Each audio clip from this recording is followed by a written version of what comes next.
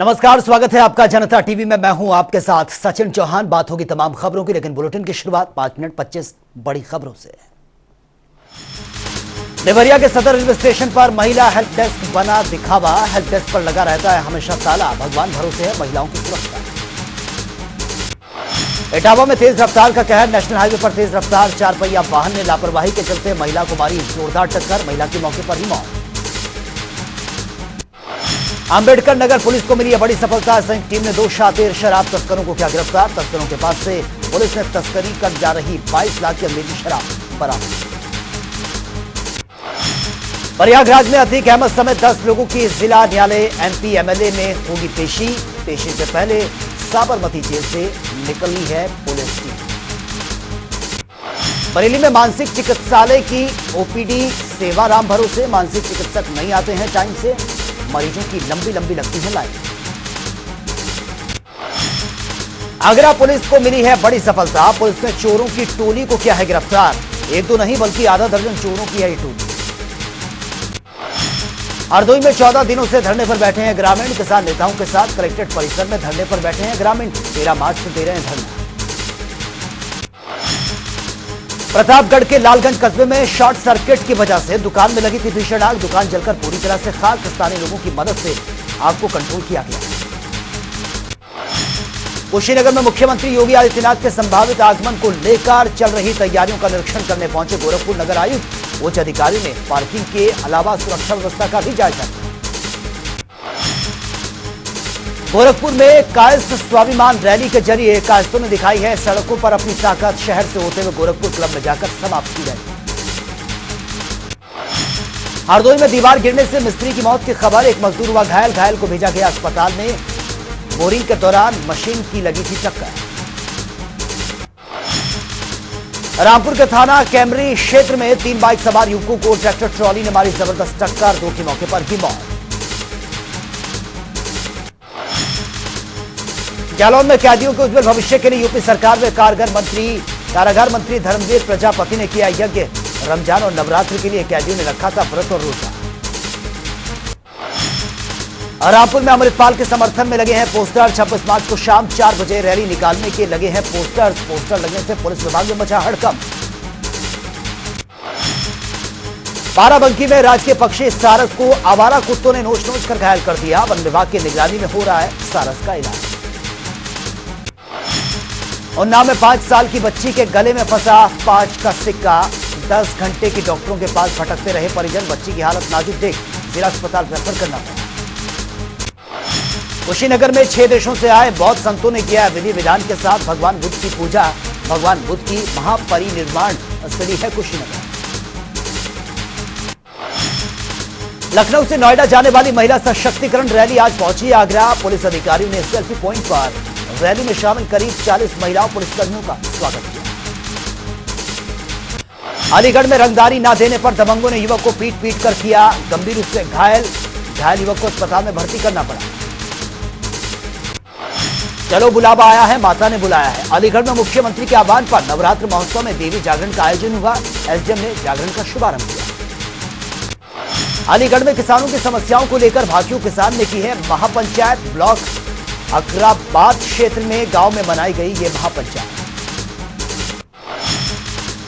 मिर्जापुर में बेलगाम होती दिखी है यूपी की पुलिस। रोपवे कर्मचारी को पुलिसकर्मी ने लात और घूंसों से जमकर पीटा। वीडियो सोशल मीडिया पर वायरल।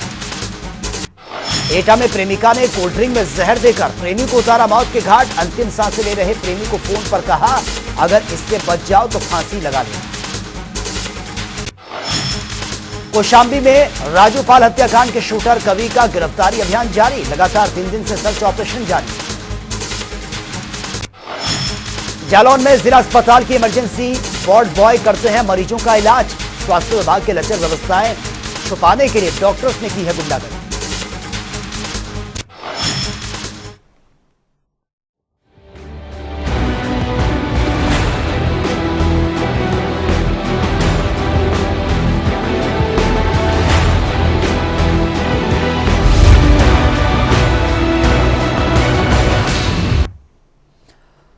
उमेश पाल हत्याकांड में आरोपी साबरमती जेल में बंद माफिया अतीक को प्रयागराज लाया जा रहा है। प्रयागराज की एसटीएफ टीम साबरमती जेल से अतीक को सड़क के रास्ते प्रयागराज लेकर आ रही है।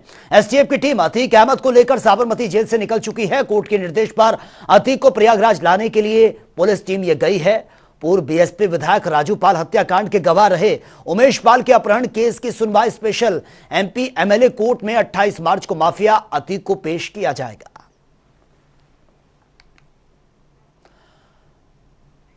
राहुल गांधी की संसद सदस्यता खत्म होने के बाद कांग्रेस सरकार पर लगातार हमलावर है। कांग्रेस जनता के बीच जाकर सरकार की नीतियों को तानाशाही बता रही है। कांग्रेस ने आज कई जगहों पर प्रदर्शन किया और सरकार को जमकर घेरा। साथ ही कांग्रेस के नेताओं ने कहा सरकार विपक्ष के लोगों को परेशान कर रही है। तो ये तस्वीरें आपके सामने हैं जहां पर सत्याग्रह ये कांग्रेस की तरफ से किया गया है। तरीके से संविधान की और लोकतांत्रिक मर्यादाओं की अवहेलना की जा रही है। एक षड्यंत्रपूर्ण तरीके से विपक्ष को समाप्त करने की साजिश की जा रही है। ये सत्याग्रह गांधी जी ने हमको रास्ता दिखाया और इसी सत्याग्रह के माध्यम से दुनिया के सबसे बड़ा दुराग्रही अंग्रेज को जो है उन्होंने नीचा देखने के लिए मजबूर किया। तो हम इस सत्याग्रह के माध्यम से जो आज की सत्ता में दिल्ली में बैठे हुए दुराग्रही लोग हैं उनको रास्ता दिखाना चाहते हैं, उनसे कहना चाहते हैं सत्यमेव जयते।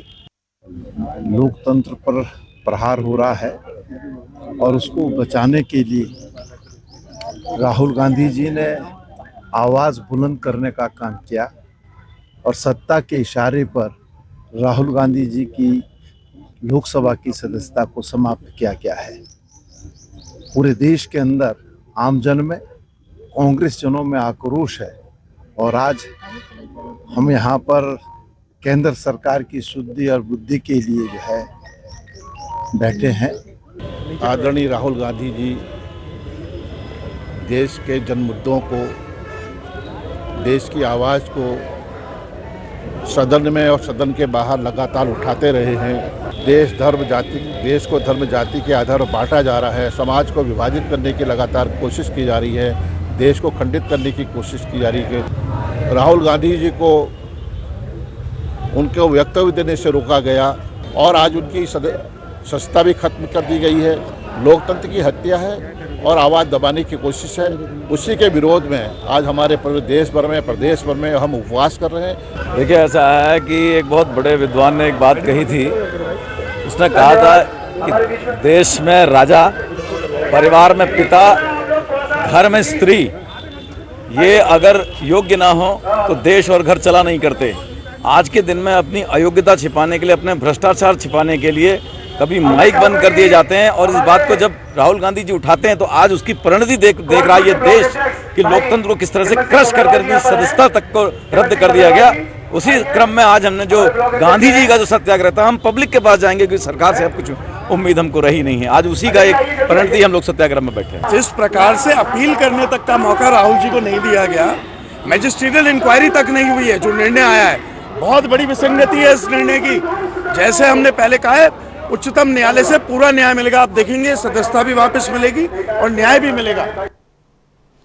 राहुल गांधी की सदस्यता समाप्त होने पर प्रतापगढ़ सांसद संगम लाल गुप्ता का बड़ा बयान भी सामने आया। उन्होंने कहा कि देश जब आजाद हुआ था तब महात्मा गांधी ने कहा था कि कांग्रेस को विसर्जित कर दिया जाए और आज राहुल गांधी उनके सपनों को साकार कर रहे हैं। धीरे धीरे कांग्रेस मुक्त भारत बनने जा रहा है।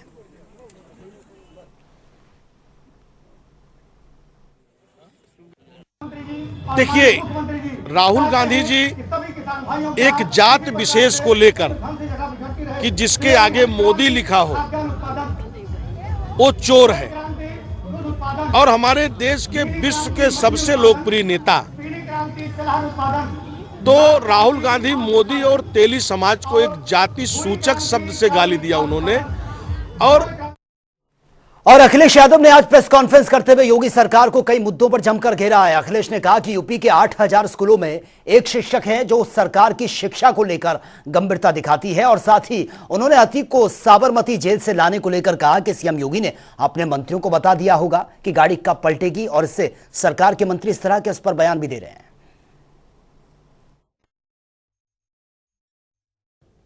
जो इटावा में बनने जा रहा था, क्योंकि उस इलाके में इटावा, मैनपुरी, एटा, कानपुर, जहां सबसे ज्यादा सारस हैं, सबसे ज्यादा नंबर्स हैं वहां पर, उस समय समाजवादी सरकार में कि जो लोग संरक्षण में हमारी मदद करेंगे उसके लिए सारस मित्र बनाए गए थे।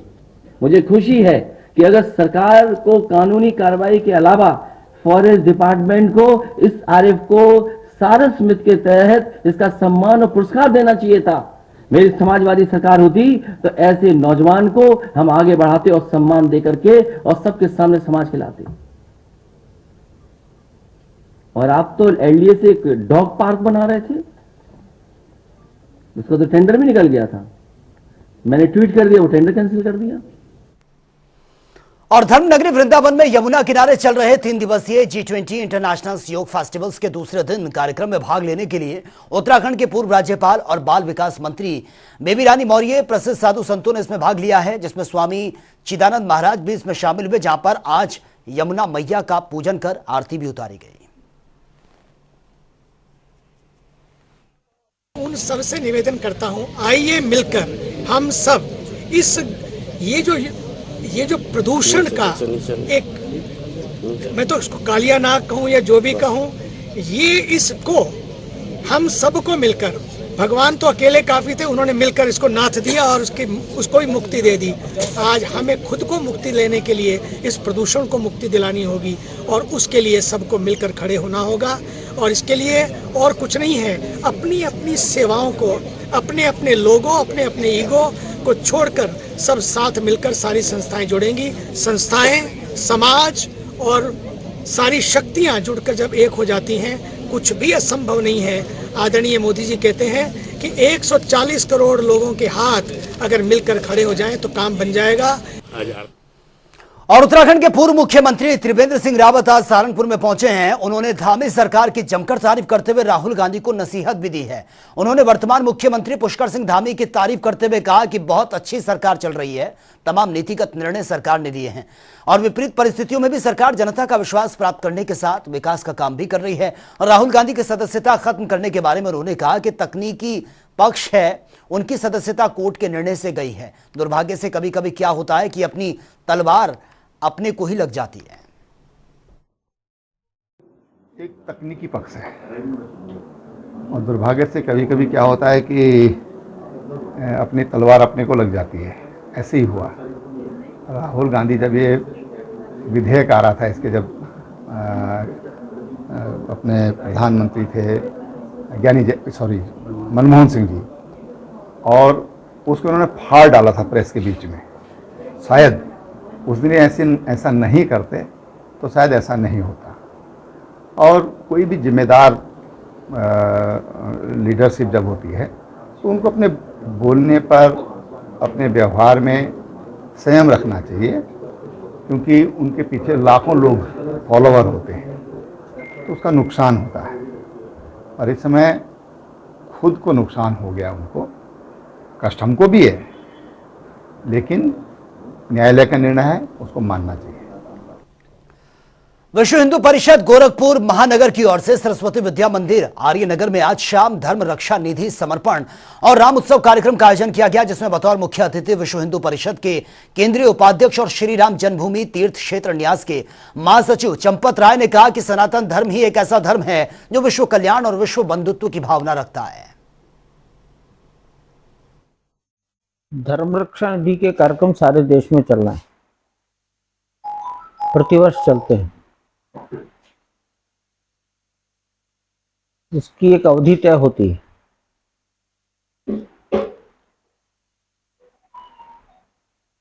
सामान्यतः उस अवधि में 2-4 दिन दाएं बाएं करके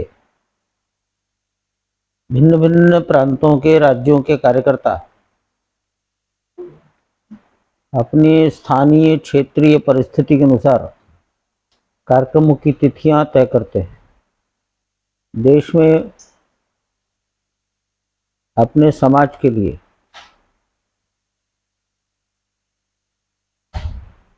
अपने समाज की नवरात्र के मौके पर जहां देवी के अलग अलग स्वरूपों की पूजा मंदिरों में चल रही है, दूर दूर से भक्त माता के मंदिरों में पूजा करने के लिए आ रहे हैं। आज मुख्यमंत्री पुष्कर सिंह धामी भी परिवार सहित प्रसिद्ध डाट काली मंदिर पहुंचे, जहां पर उन्होंने माता के दरबार में हाजिरी लगाते हुए पूजा अर्चना की है। सीएम धामी ने 5वें नवरात्रि के मौके पर कंजिका पूजन भी किया। उन्होंने कहा कि देवी के अलग अलग स्वरूपों की देश भर में पूजा की जा रही है। आजकल पवित्र नवरात्र का समय चल रहा है और डाट कालिका देवी हमारी आराध्य देवी हैं और हम सब पर उनकी कृपा रहे। पूरे प्रदेश पर सभी लोग जो है अपना सुख समृद्धि से रहें, प्रदेश हमारा आगे बढ़े, विकास की तरफ बढ़े और सारे कार्य हमारे बिना विघ्न बाधा के संपन्न मैंने माँ से प्रार्थना की है। और इस बार का पर्व वैसे भी हम लोगों ने मातृशक्ति को समर्पित किया है। उत्तराखंड सरकार की तरफ से भी प्रत्येक जगह पर जो है हर जिले में इस प्रकार के हवन पूजन के कार्यक्रम चल रहे हैं। तो आज मैं भी यहाँ पर आकर माँ का आशीर्वाद लिया था। और कांग्रेस नेता राहुल गांधी की लोकसभा सदस्यता रद्द होने के विरोध में कांग्रेस कार्यकर्ताओं का प्रदर्शन लगातार जारी है। और इसी कड़ी में कांग्रेस ने हरिद्वार में जमकर प्रदर्शन करते हुए सड़क पर जाम करने का प्रयास भी किया है। इस दौरान पुलिस ने कई कार्यकर्ताओं को हिरासत में लिया, जिसके बाद कांग्रेस कार्यकर्ताओं ने बीजेपी सरकार के खिलाफ जमकर नारेबाजी की है।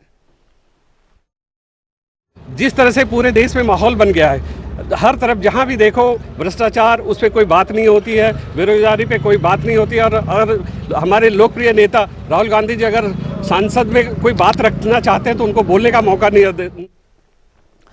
बीजेपी ओबीसी मोर्चा का एक दिवसीय प्रदेश कार्य समिति आज रुद्रपुर के गिल रिजॉर्ट्स में यह बैठक संपन्न हुई है। कार्य समिति में बीजेपी के प्रदेश अध्यक्ष महेंद्र भट्ट के अलावा ओबीसी मोर्चा के प्रदेश अध्यक्ष राकेश गिरी और सांसद कल्पना सैनी ने शिरकत की है। आने वाले निकाय और लोकसभा चुनाव को लेकर ओबीसी मोर्चा के पदाधिकारियों को टिप्स दिए गए और चुनाव में जुटने का आह्वान भी किया गया। बीजेपी प्रदेश अध्यक्ष महेंद्र भट्ट ने कहा कि बीजेपी दोनों ही चुनाव में इस बार भी अच्छा प्रदर्शन करेगी। उन्होंने राहुल गांधी की सदस्यता समाप्त किए जाने पर भी अपनी प्रतिक्रिया दी है। सांसदों ने जब सजा मिलती है और ये स्थिति उत्पन्न करने में राहुल गांधी का योगदान है। जब कांग्रेस के तत्कालीन प्रधानमंत्री मनमोहन सिंह जी एक संशोधन विधेयक ला रहे थे जनप्रतिनिधि एक्ट के तहत 1951 के तहत कि इसमें संशोधन किया जाए, जब तक सुप्रीम कोर्ट जजमेंट न दे तब तक सदस्यता पर प्रश्न खड़ा न हो। उस समय खुले मंच से उस विधेयक को फाड़ने का काम जिस व्यक्ति ने किया हो, आज वो व्यक्ति उसी श्रेणी में दंडित हो रहा हो, तो ये तो राहुल गांधी के लिए गौरव की बात है। और प्रश्न खड़ा करना न्यायालय पर, यह लोकतंत्र में उचित नहीं है। कहीं ना कहीं आप बद्रीनाथ से भी जुड़े हुए हैं। जिस तरीके से जोशीमठ में जो हालात बने और उसके बाद कहीं ना कहीं आपका खुद घेराव हुआ और जोशीमठ में जिस तरीके से भाजपा को लेकर एक आवाज़ उठी, आज भी वहाँ संसाधन नहीं है। आज भी वहाँ पूरी तरीके से जोशीमठ कहें तो एक तरीके से खतरे के मुहाने पर खड़ा हुआ। मुझे लगता है कि आज का जो वहाँ का परिदृश्य है, एक बार आप जरूर देख कर आए। सबको मुआवजा मिला है। एक प्रकार से मैं कह सकता हूँ कि जो भ्रांति उत्पन्न करी गई थी, नहीं, मुआवजा भर से बात नहीं होती ना। मंगलवार से रामनगर में प्रस्तावित 3 दिवसीय G20 की बैठक को लेकर आज आईजी कुमाऊं नीलेश आनंद भरणे ने पुलिसकर्मियों के साथ ब्रीफिंग की है और साथ ही आईजी ने पुलिसकर्मियों को निर्देश देते हुए कहा कि ड्यूटी में लापरवाही किसी भी सूरत में बर्दाश्त नहीं की जाएगी। ये 28 तारीख से यहाँ पर जो है रामनगर में जिम कॉर्बेट में जो है जो G20 का 3 दिवसीय सम्मेलन होना है, इसके लिए आज जो है पूरा ब्रीफिंग यहाँ रामनगर में की गई है और इनको पूरा इनके ड्यूटी पॉइंट्स, इनके जो साजो सामान और सब चीज़ों से जो है इनको ड्यूटी में इनको क्या करे क्या ना करे इसके बारे में भली भांति ब्रीफ करा दिया गया है। सारे अधिकारी कर्मचारी, आज हमारे जो है 1000 से ऊपर अधिकारी कर्मचारी यहाँ है। तो इसमें जो है कुछ कंटिजेंसी रूट है, कुछ और अन्य प्रॉब्लम्स वगैरह है, हमारे यहाँ कई इश्यूज़ है, उससे भी इनको सेंसिटाइज करा दिया गया है और इनको बता दिया गया है कि इसमें 0 टॉलरेंस वाली ये ड्यूटी होगी, जिसमें कोई कॉम्प्रोमाइज़ नहीं होगा। पूरी सख्ती से जो है विनम्रता से ये ड्यूटी करनी है। उत्तराखंड पुलिस के लिए सिरदर्द बनी हुई है प्रदेश में साइबर ठगी करने वाले। मामला ये बढ़ता जा रहा है, जिसको देखकर उत्तराखंड पुलिस ने साइबर थानों को आधुनिक बनाने और इन थानों में स्पेशल कमांडो की तैनाती करने की तैयारी कर ली है। उत्तराखंड के डीजीपी अशोक कुमार ने कहा कि प्रदेश के साइबर थानों में 100 कमांडो की जल्द तैनाती कर दी जाएगी, जो साइबर ठगी का शिकार हुए हैं। लोगों की शिकायतों पर यह काम करेगी। उन्होंने ये भी कहा कि साइबर जो क्राइम है, पुलिस ने कई ऐसे लोगों को भी लिस्ट तैयार की है जो साइबर ठगी की घटना को अंजाम देते हैं। देखिए, साइबर क्राइम की बढ़ती हुई चुनौती को देखते हुए हमने जो हमारे 2 साइबर थाने हैं, एक देहरादून में एक पंतनगर में, वो तो एफिशिएंटली काम कर रहे हैं, किंतु जिलों के जो साइबर सेल हैं उनकी एफिशिएंसी को बढ़ाने की आवश्यकता महसूस की गई। तो हमने 100 लोगों को पिछले 4 चरणों में एसटीएफ द्वारा ट्रेनिंग दिलाई है, जिसमें कांस्टेबल से लेकर सीओ रैंक तक के लोग हैं, जिससे कि वो हमारे जिलों की साइबर क्राइम को हैंडल करने की कैपेसिटी बढ़े। ठीक है। और भविष्य में हमने एक निर्णय और लिया है कि जो भी साइबर क्राइम को सोल्व करेंगे उनको हम जो बेस्ट होगा महीने का, उसको साइबर कमांडो की ऐसे संज्ञा देंगे। ठीक है, जिले में भी और स्टेट लेवल पे भी। तो ऐसे लगभग 100 साइबर कमांडो तैयार करेंगे पूरे स्टेट में, जिससे कि उनको मोटिवेशन भी हो और जिससे वो हम साइबर क्राइम पे जो है शिकंजा कस सकें।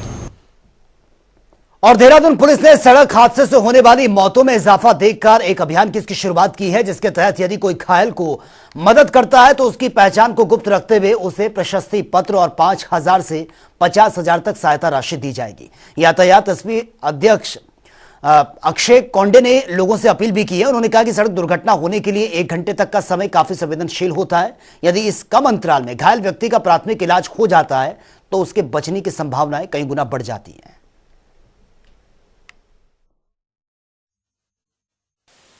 जब हर क्रैश का इन्वेस्टिगेशन हो रहा था, उसमें पाया गया कि बहुत सारे अच्छे लोग हैं सोसाइटी में जो बहुत सारे क्रैश साइट्स पे घायलों को लेके हॉस्पिटल जाते हैं और वो अननोटिस जाते हैं। तो इसी के तहत गुड समरिटन एक्ट का आधार लेते हुए, जिसमें लगभग 5,000 रुपये से लेके 5 लाख तक प्राइज मनी भी है जो भी किसी घायल को मदद करता है, तो उसके लिए हमने सर्टिफिकेट के माध्यम से प्रचार प्रसार या पुरस्कृत करना शुरू किया। और उसी कानून का आधार लेते हुए आज हम इस स्थिति तक पहुंचे कि 5 जो लोग थे जिन्होंने ऐसी तरीके की मदद की, उनको चिन्हित करके 5,000 रुपये कैश और सर्टिफिकेट के तौर पे हम उनको पुरस्कृत करें।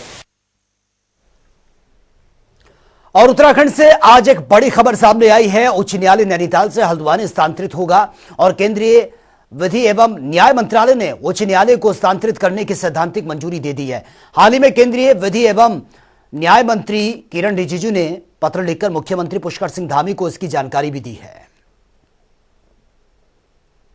जनता का आग्रह था और नैनीताल का जो ट्रैफिक है वो सारे होने को विषय थे। उसी जनपद में हल्द्वानी जिला है, हल्द्वानी केंद्र पर ये अपना हाईकोर्ट आएगा और मैं केंद्र सरकार का आभारी हूँ कि सरकार, हमने एक अपेक्षा की थी, उसका हमको सहमति प्राप्त हो गई है।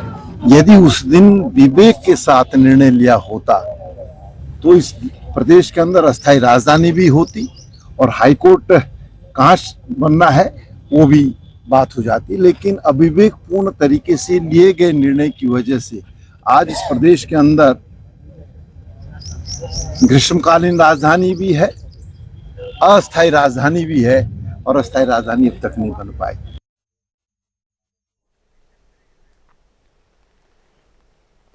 तो फिलहाल इस बुलेटिन में मेरे साथ इतना ही, लेकिन तमाम खबरों के लिए आप बने रहिए जनता टीवी के साथ। नमस्कार।